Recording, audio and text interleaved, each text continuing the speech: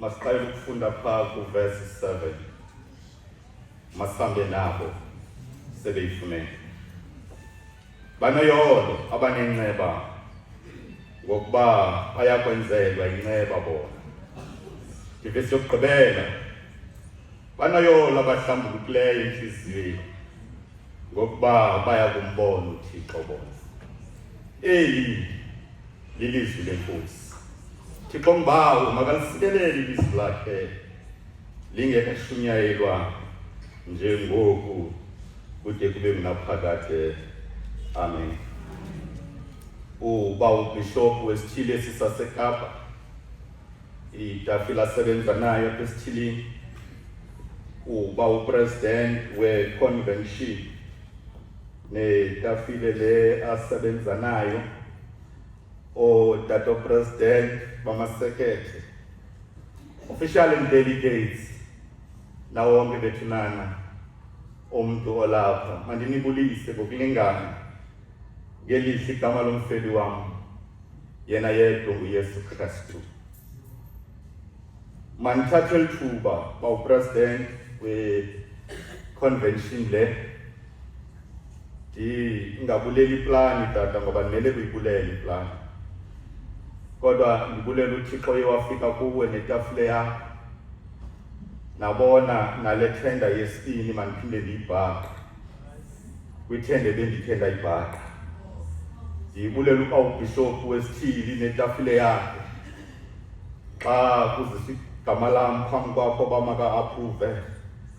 Athi kandiphinde ndimnike le tender. Mandibulele tatam. Zawukhawuleza. Apha kum 1906 by Korabas ndanithembisa Builders mna ndizabe ndigqibile. Incwadi le andizobe ndinisokolisa nimele ukuyazi noko. Andinoba ndimazi umbhala ndimchana.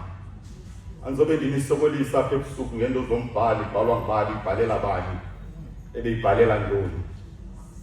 Ndizawuya nje apho kufele khona ithole ndawugqibela into yoba ndawugqiba ndinikele ogxa bam. Andikho ku-11 apha, ndizovula nje bobawo nani boma rhamente kaThixo. Uthi lo mzalwane banoyolo abahlambulukileyo entliziyweni bayakumbona uThixo. Ndicela ke ndibambe nje into zimbini abantu babhalayo ukwenzela into yoba uba ndiye andaya kule nto bendicinga ndiya kuyo, kodwa nazi nje lenyani yoba apha lo mbhali uthetha ngesalvation, usindiso.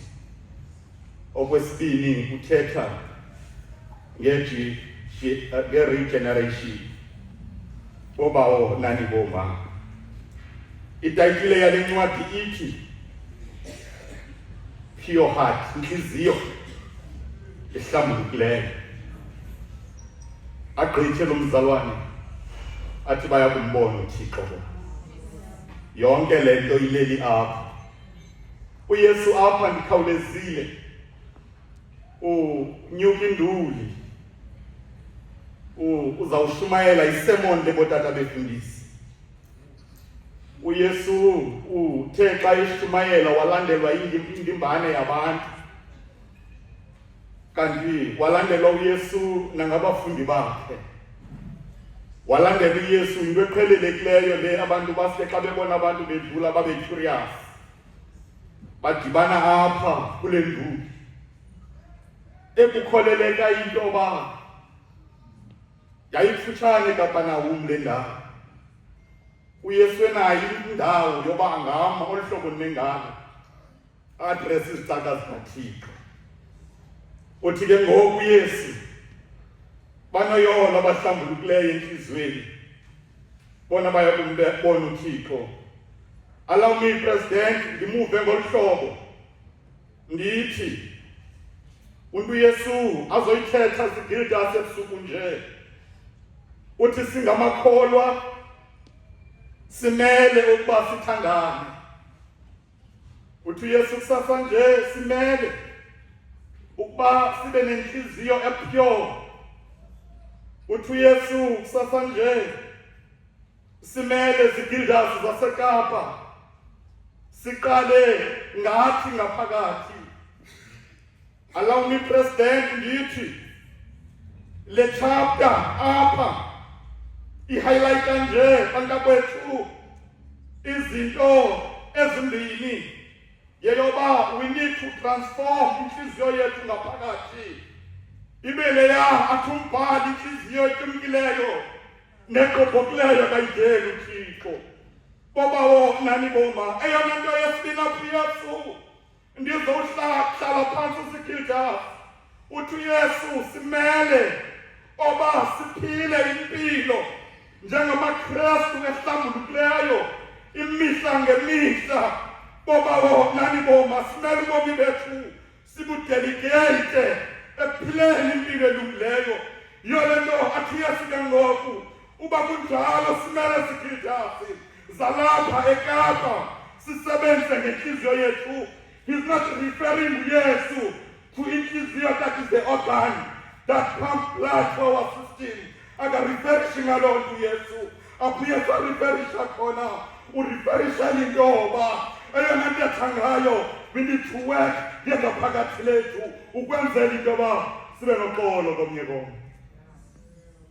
Nansi uYesu ingathetha ngayo. Bobawo nani boma apha bantakwethu uYesu eyona nto athetha ngayo uthi ngaliliza intoba sikhensa phasi sithi imihla ngemihla sikwenza mkhulu kanti ona lo azixoxekanga inhliziyo zethu. Uthi uYesu what a waste of time uba kanti singenza loo nto. Bobawo nani boma ndivumeleni izigildazi ndithi ndithatha nje ezipoyinti ezimbini. Eyokuqala ndithi our spirit needs to be clean. Umoya wethu wangaphakathi umele ukoteka sizowuvuma umoya oyingcwele umoya kaThixo. Athi xa thetha ngayo umpostile uPawulosi athi bazalwane nitikitheni nimoya nijonge intoba ifanele yonke inguquko because inhliziyo yethu ayinawuthatha umoya ongcolileyo. Uthetha loo nto umpostile uPawulosi. Khame ngasekhaya ndizawukhawuleza. Okwesibini uthi in order for us sibe nenhliziyo pure we must first look in our inner self. Siqale sizijonge. Uzothetha loo nto umpostile uPawulosi. Khame ngasekhaya xa esithi lo mzabane simele bantakwethu ukuba nenhliziyo ehlambulukileyo. Athi umquli wasewusile bawonani boma ndikhawulezile athi hlamba lenhliziyo uyenze mfulwa yona because only when your heart is pure uzabona ufefe kaThixo. Okugqibela naxesha okugqibela then inhliziyo yethu is pure. Does it give guarantee uba sizambona uThixo? The question is no, unless senza ezi zinto.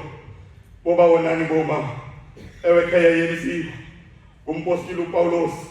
Ngimpostile uPawulosi xa bantakwethu edibana noThixo uthi lo mpostile ndikhawulezile ndathi xa ndidibana naye kuze ndizoshumayela indaba ezilungileyo ndaqala ndamkela inguquko kumathafa aseDamasko ndathi ndawuyigqiba uyamkela inguquko. And when I noticed my heart was pure uthi umpostile uPawulosi ndandingulowa owayethutshisa amabandla nganxa zonke kodwa ngoku ndingulo uzowunika ithemba kwabo bakhonqiweyo ndizowushumayela insindiso kwabo bakude nofefe likaThixo because uThixo wayihlamba inhliziyo yam and after ihlanjwe inhliziyo yam ndakwazi ukuthi ebantwini umhle uThixo.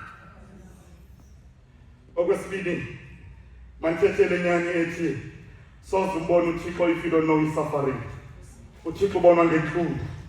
Uyabona into yabangela uba uJobe amazi uThixo akwazi ukumbona uThixo.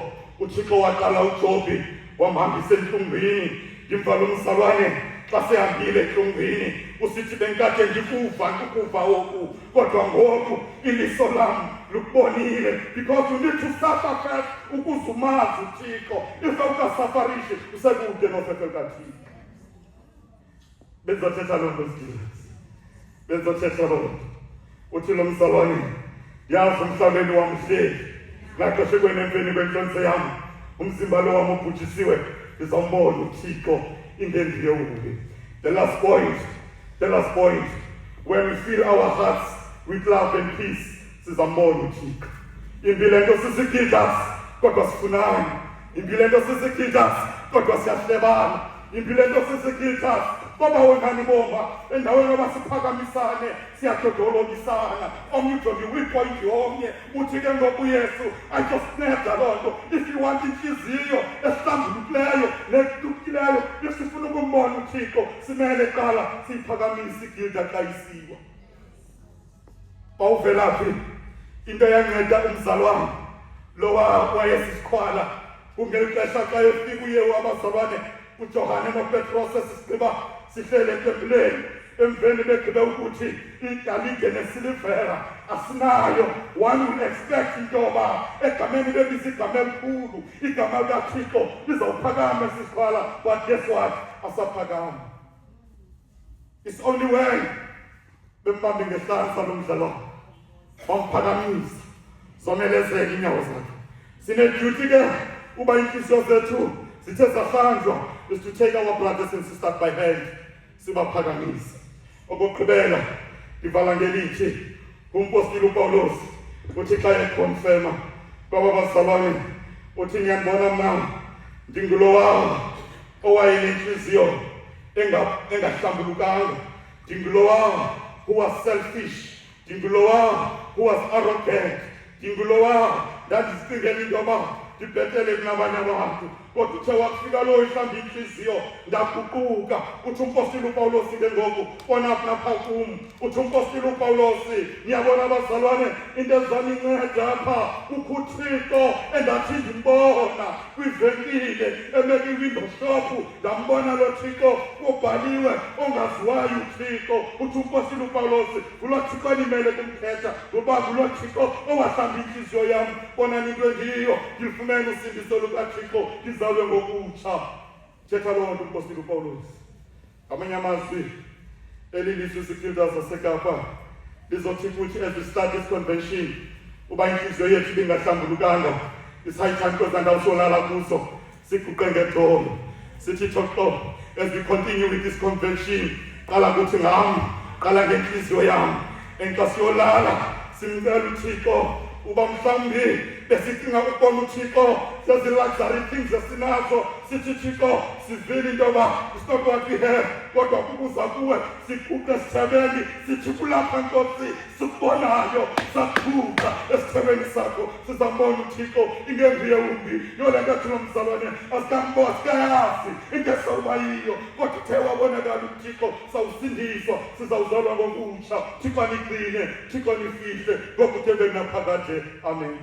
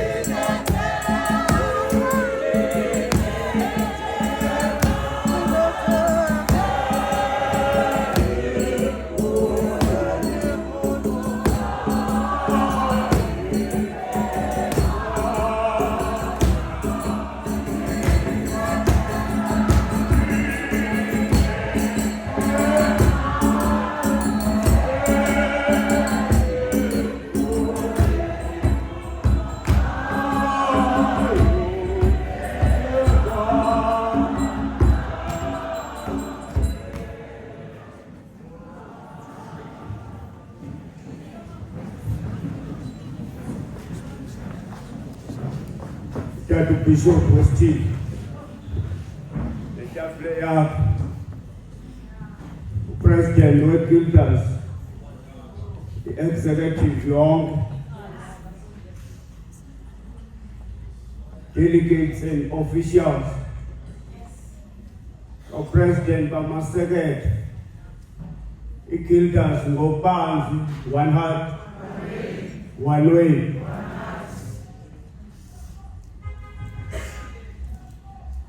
Dizanje apha uzofundela oqabanga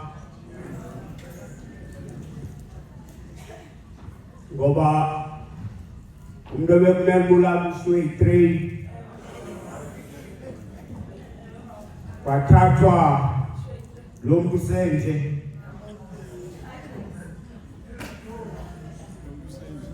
anikhathali ke mjoli noba ngangena eminyaka nabasasuka seyifunyelwe ndini. Matthew chapter 5 verse 8 uthi banoyolo abahlambulukile inhliziyo ngokubaboya baya kumbona uThixo bona.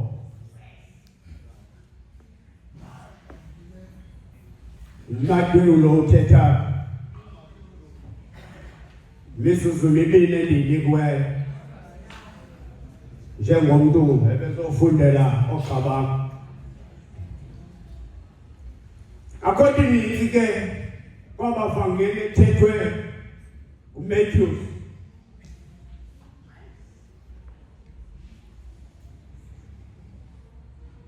kwenye incwadi icacisa nje uba uMateyu uthe ayefika kuye mzalwane wami uYesu wathi ndilandele.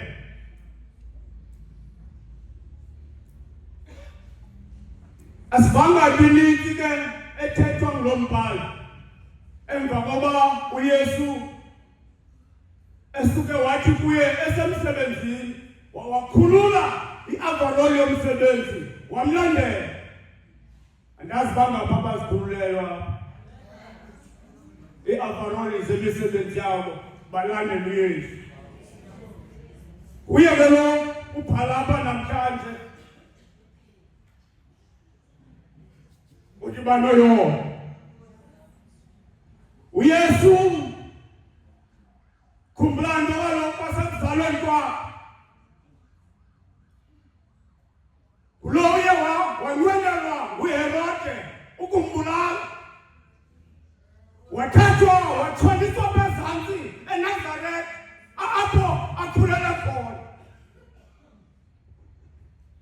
kukuzinyaniswa kulo mbulalo. Emva kwethuba wenyuswa wafika apha wagitha waphekwa kwithwala phana esenqameni iTabernacle wagitha kule ndawo inalo mbulali osoka esulungene nobulala uYesu.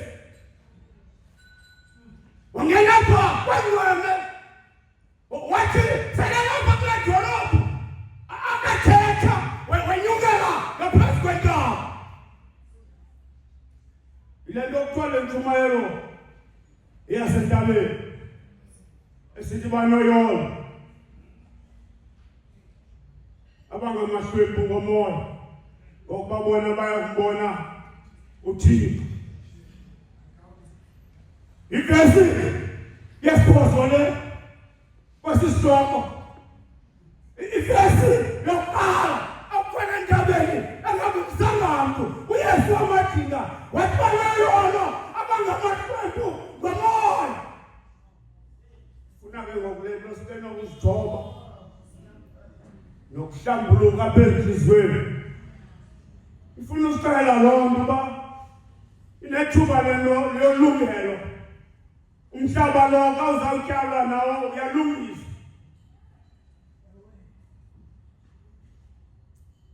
Ifuna uba sibe nokuzithoba Guilders.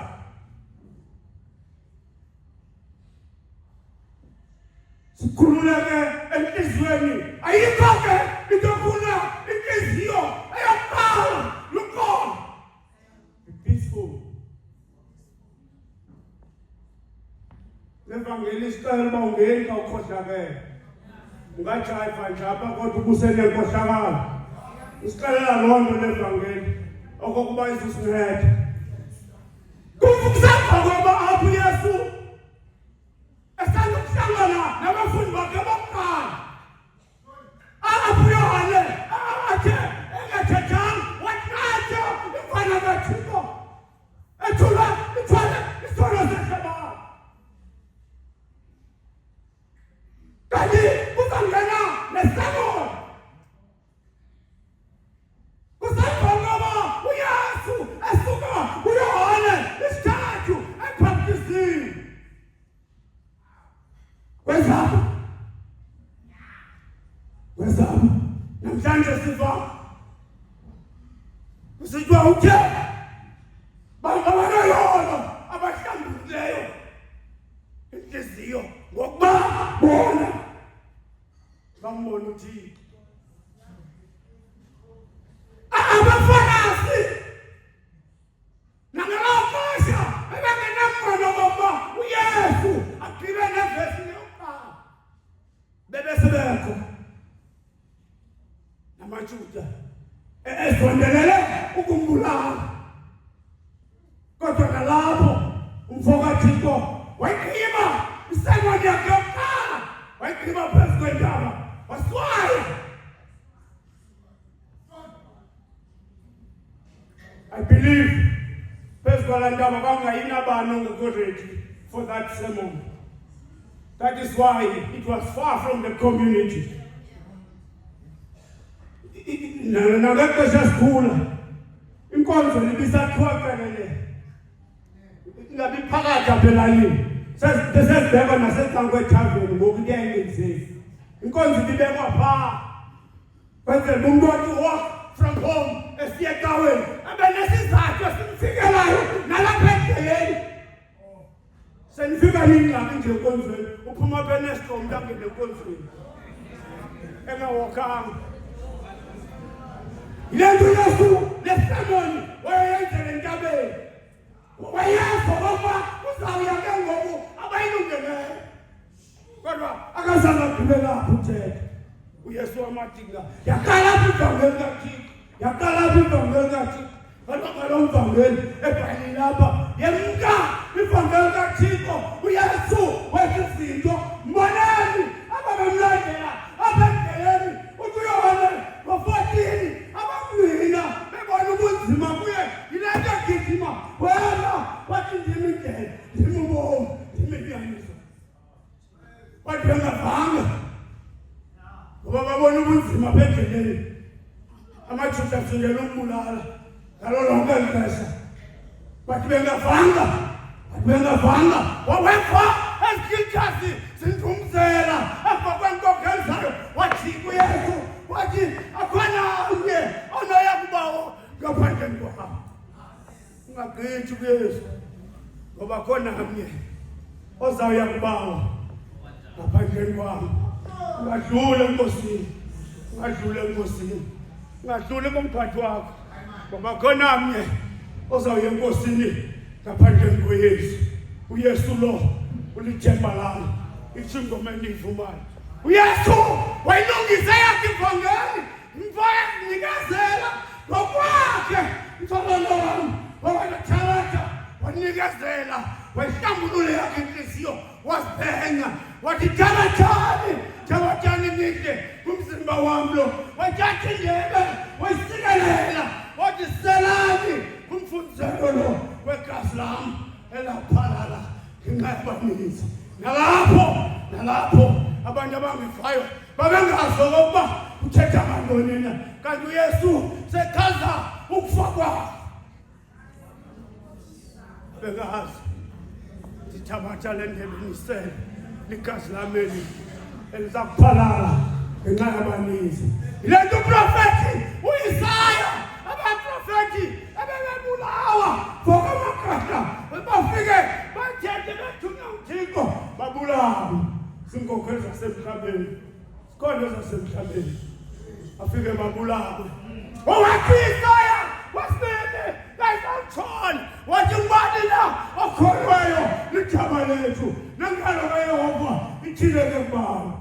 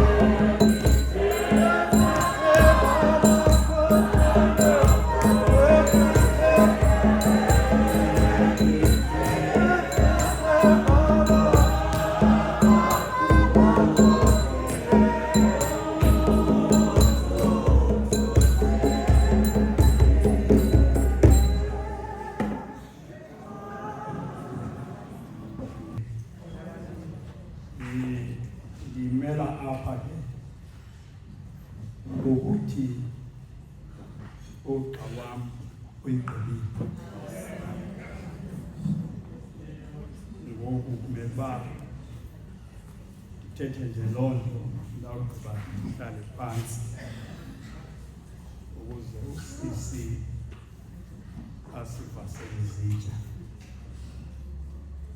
Phansi kwamazwi buwafundile tata ule evangeli kaMatthew yesihlanu ngomqolo wesibhozo uthi banoyolo abahlambulukileyo inhliziyo bayakubona uThixo bona. Elibe ndifunda lilizwe likaThixo. Inkosi engibawa uThixo hlale ezulwini makasikelele ngona ngonaphakade. Amen. One heart is built us. One way. It's nice to be here. Umnandi balala. Bawumongameli usewushumayele tata wakungenela ugxa wami. Mna ndizothi nje lento benifundile nobani phambi kwami inyaniso injengoba benifundile. uYesu zigildas kwesisahluko ethi inhloko ndaba intshumayelo yasentabeni. Unyuke kuba ebona isihlwele waya phezu kwentaba wafika apho uYesu wahlala phansi baze abafundi bazikhethe esihlweleni benyuka intaba besiya kuYesu. Bawufika phezu kwentaba wabahlalisa phansi uYesu wabafundisa. Uba bendizawushumayela wami kodwa andizoshumayela. Bendawuthi usemveni koba uYesu enze imimangaliso kwiJerusalema, kwaJuda naseDikapoli,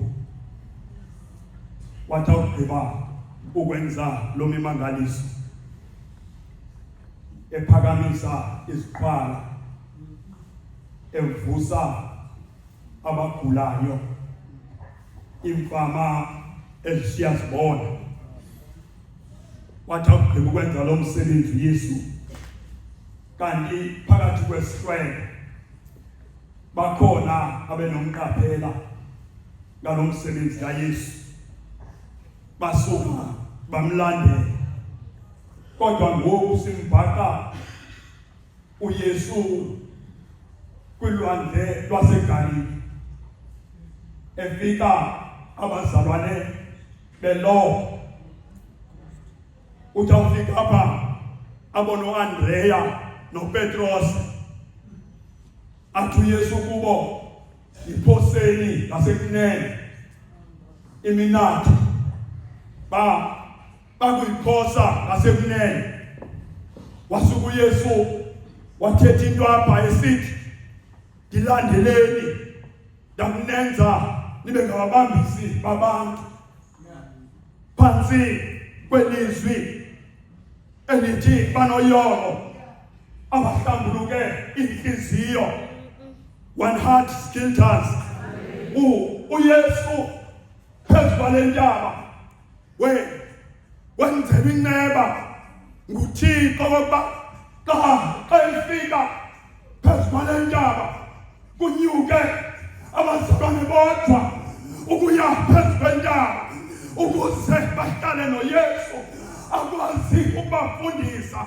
uYesu uzazi zonke izitori zaJerusalema naDikapoli. Xa befika uyabaxelela uthi uYesu kubo banoyolo abakhethamileyo ngoba bayokonwatyiswa bona. Mhlobo wami, uthi uYesu kakenza uthethe nabo abommeleze ngoba bazalwane phezu kwale ntaba eyona nto bayoyithatha lukholo nokuthemba Yehova phakathi kwemeko esingathandekiyo. Wema uYesu wathi banoyolo abahlambuluke inhliziyo. Ndayithatha le nto ndayijika ndakhumbula komhlodwa kakefika uThixo emveni koba uIsaya wayengumlungiseli kaUziya wathi esingcwabeni kwakufaka kumkani uZiya. Ndayibona inkosi ngoba yalokhu le nto walungisa inhliziyo. Ndimbhaka uIsaya esimaphambi koThixo esithi, xa Nkosi undinyula okoba ndibaphatha abantu, ndicela ntonye kuwe uqale ngenhliziyo yami. Uthi ndiyindoda emlomo nqambi ngoba ndihleli phakathi kwabantu abamlomo nqambi. Ngoko ke akunawulunga okokuba ndibe yinkokheli yaba bantu. Ewe uZiya lo akasekho, yayinto bezenza ndiyazazi esilungileyo nebezingobangela wokumbethe ngesifo. Wena uThixo wathonga uIsaya awugqiba wakonekta nezulu wathika walanda isarafu. Uthi unabalisa kazisiza zizolungisa inhliziyo kaIsaya zenze zipapazela. Amabili amaphiko ayaqhuma inyawo, amabili amaphiko aqhuma ubuso bazo, kanti amanye amaphiko zazindanda nawo. Kasifika isarafu kuIsaya kwavakala ngokuba kukho ilahle elisemlonyeni wakhe laphuma ilizwi lisithi, uyabona lifikile nje ilahle emlonyeni wakho. Namhlanje isono sakho sikanyakushelwe ngoba banoyolo abahlambuluke inhliziyo kuba bona ubukumkani bukaThixo bubo babo. Ndamphanda ngomhlodwa umShumayeli owayethunywa eninive watshintsha indlela eyeJerusalema kwakonakala endleleni. Wathika umphethi wenawa wajonga phakathi wambona yona elelezansi. Wathi ngoba banoyolo abahlambuluka inhliziyo ngoba bona bayokumbona uThixo bona. Wema lo mShumayeli wathi ndikhubeleni ngaphandle ngoba kumnjenje kungenxa yami ukuhlambuluka kwenhliziyo ngoba basihlali nabantu ifamily zabo ezingavaniyo yet sihlela apha simana ukuthi sibenza mkhulu uThixo kanti sibona bangela abangaphakamisa izandla. Athi family yami ingavani nje kungenxa yami. Banoyolo abahlambuluka inhliziyo ngoba bayombona uThixo wona. Uyabona uThixo icebo lakhe lokuzuza abantu unyuka nalentaba ngoba ngaqala okokuba sibone uYesu enyuka intaba kakengena endlini yakaba ubhosi wamthabatha unyana wakhe wenyuka nalentaba. Phezu kwentaba kwavala umbuzo, Nkosi anakhona ukuphela lamathambo ngoba kufuneka inhliziyo zihlambuluke. Yathi impendulo, Nkosi andazi kwazi wena. Lathi ilizwi, profeta kuwo lamathambo ukuze aphile.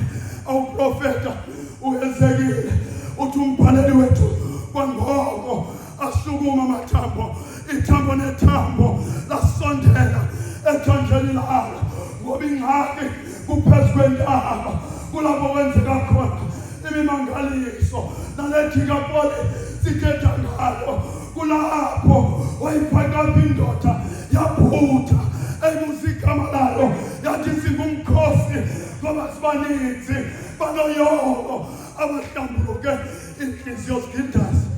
Let's go home now. Sizamane nathi kuba sihlambuluke inhliziyo. Omhlambi izithixo ze-family members zethu ezingaphangeliyo silele kwinhliziyo zethu ezingahlambulukanga. Ngoku lixesha loba sihlambulule inhliziyo zethu ngoYesu Kristu Nkosi yethu. Amen.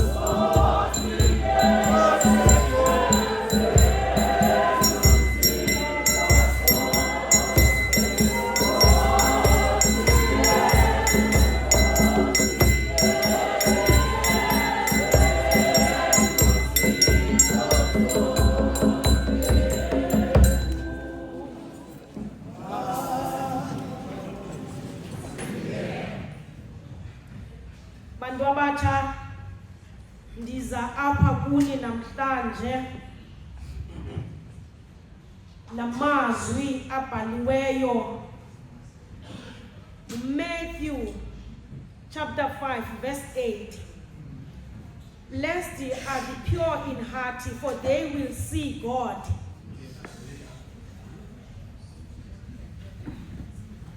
Banoyolo abahlambulukileyo inhliziyo ngokuba baya kumbona uThixo bona.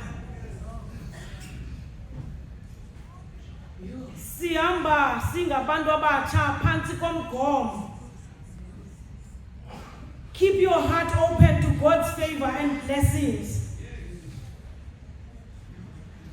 Ndathi ndakuyijonga lento ndabona into yokubana ngokwenene isifanele sizigilders zalapha eCape District. Ndibe nethamsanqa ke lento yokubana ndibotshwe nobhuti. Obhuti bam bandenzele inceba. Bayenza yonke lento bekufanele into yokubana bayenzile. Ngenxa yokuba ndingusisi wabo. Ndiqonda into yokubana mandiqoqoshe. Ndihlambe izitya njengomntu wasegoqweni. Ndizokwenza loo nto ke.